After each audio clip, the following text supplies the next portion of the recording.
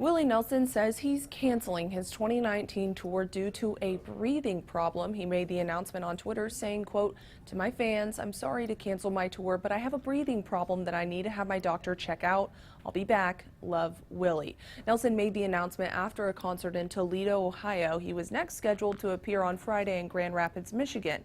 The tour was also scheduled to come through Galveston, Sugar Land, and then end at WinStar World Casino and Resort in November. Now, the 86-year-old was forced to cancel several dates in 2018 due to illness. He won the Best Traditional Pop Album Grammy for My Way this year and released his new album, Ride Me Back Home. Katie Johnston for CBS 11 News.